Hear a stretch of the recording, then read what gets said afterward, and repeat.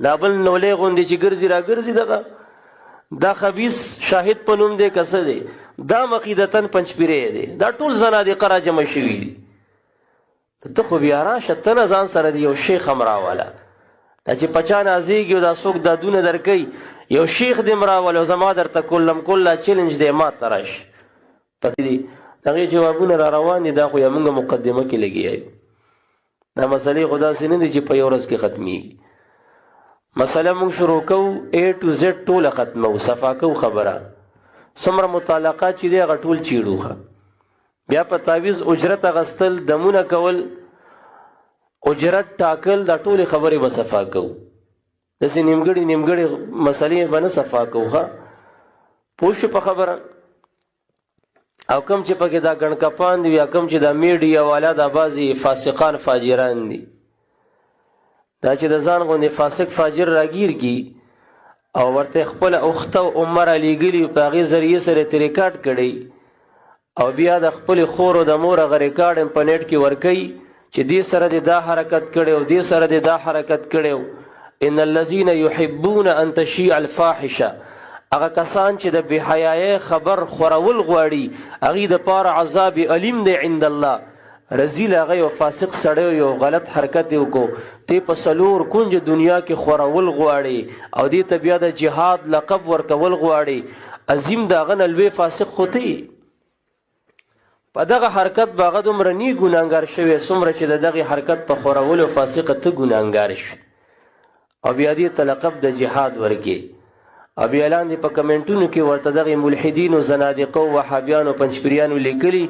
چې فلانی خان صاحب ډېر ښه جهاد دې روان کړی د مشرکانو په خلاف او د شرک په خلاف تکړه شه الګیا دې فسق کوي ګمراهي خوروي د بېحیایۍ خبرونه خوروي او ته وله داد ورکوه هغه هم په دې کافر ګرځېدلی او څوک چې داد ورکوي د هغه نه غټ کافر پیدا ګرځېدلی دی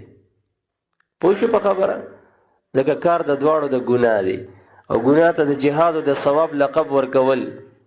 نو کفر چې دا نشي نو کفر توري که سپیني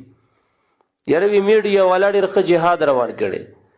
خو هغه هم فاسق دی کم ګډکپ پسې چې ورغلی او بیا پې نوم د پیرانو به دی ورته دې لیکلي چې یو بل پیر ګیر شو یو بل پیر پیدا شوی او یو بل پیر هم داسې حرکت وکړو پیر نه دی ستا غوندې پیداګیر دی فاسقه تا هم لاس کې دا شی نیولی میک د معاش او د خپل رزق د حصول یو ذریعه دی ګرځولي د بېحیایۍ اخبار په دنیا کې خوروه په هغې باندې پیسې حاصلوه سپورټ حاصلوه یو څو ډالرو دپاره دا فسق کوه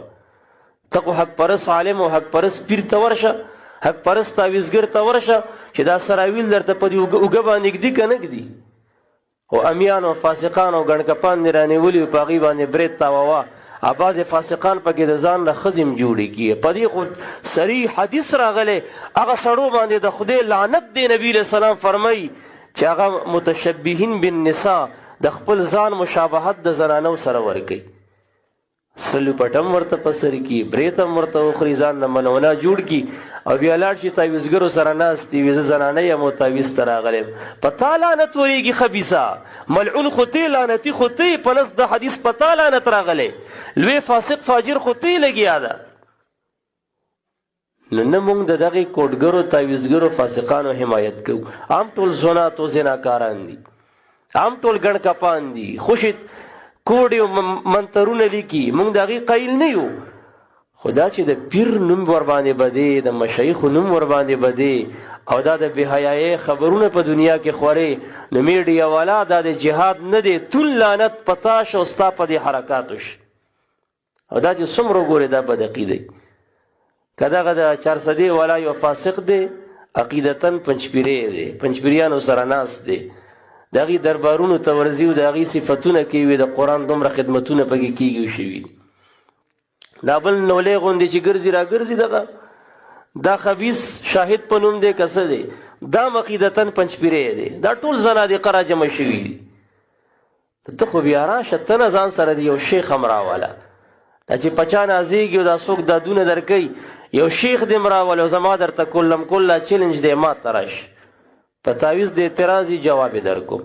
په شکرانه د اعتراضي جواب یې درکوم د جناتو د پاسولو د حاضرولو دی اعتراضي راشه جواب در کوم. په حدیث کې درته امثله پیش کوم، ته راشه درته وښایم. په خبره باندې پوښ پاتې شو ګڼ کپان تعویزګر، زه د هغې دفاع نه کوم. خو دا ستا کار ټیک نه دی. ته خو ډال دې دا ګرځولې، بانه دې دا ده، او د حقیقي شي نه ورباندې انکار کول غواړي، حقیقي خلک ورباندې بدنامول غواړي. او دا د زنادقو یو چال روان دی زمونږ په دې ملک کې. ښه زمونږ استاد صاحب ضیاء الله مولوي صاحب د باجوړ نور الله مرقد، هغه به فرمایل وی کله کله دا وهابیان او پنجپیریان داسې یو کار وکړي د زیارتونو د بدنامولو په خاطر یو خپل کس راولیږي او زیارت کې کینی منجوري کی، هغه ته وایي چې مونځ مه کوه، اودس مه کوه، ګیره وخرایا، دلته چرسونه سکا، دا ټول بیکاره و، دا لهو حرکات شروع کا. او سموده پس چې دلته د خپل کس مشهور کی، یو بل کس ورپسې راولیږي، خو په داسې ورځې راولیږي چې هلته ګڼه ډېرې، نو هغه ودرېږي او خلکو ته وایي چې ګوره دا زیارتونه دا د شرک ډېر دي، وګوره دا چرسونه پکې دا خلک څکي، وګوره دا ملنګ مونځ نه کوي، خپل کس کېنولی، وګوره دی مونځ نه کوي، وګوره د په غاړه دا ټولې مرۍ چولي، دا 200 ګوتمې په ګوتو کړي دي، وګوره ګیره خرولې ده، او زنانه را جمع شوي دي، میلې جوړې دي. نو یو سیټ ته راولیږي، بل سیټ ته ورپسې بل کس رالیږي او په هغه بدنامول کوي. دا خپله دغه خلک دي. په زیارتونو کې پنجاب کې اکثر شیعاګان ناست دي او بعضې غالیان بریلیان ناست دي. اول ته چې کم بدعات او شرکیات شروع دي، قبرونو ته بعد سجدې هم خلک کوي. په خبره باندې پوښ نو دا زنادقه ورشي زمونږ د علاقو وابیان او پنجپیریان دې ته ویډیوګانې وکړي او بیا نیټ ته ورکړي، ورسره لیکلي چې د پیرپرستو د بریلیانو د اهل سنتو وګورئ که نه د زیارتونه دي او دا پکې شرکیت شروع دي. هلکه هغه هم ستاسو د کور خلک دي، څنګه چې ته بېدینه شیام بېدینه دی. ستاسو د کور خلکو دغه حرکات کړي، موږ د هغې د جواز د سره هم قایل نه یو. پوه شوې په خبره؟ نو غرض مې دا دی چې دا یا موږ مقدماتو کې روان یو. ښه دا مقدمه ده، یا متعلقات د دې مسلې به بالتفصیل دا ټکې ټکې به چیړو. که څوک پې خوشحالیږي الله دې سم خوشحالېږي، او که د چا پې زړه چوي خدای دې پړک وچوي چې بس کیسه ختمیږي. خو حق وینا د موږ د چا د یری دا پرېښودی نه شو.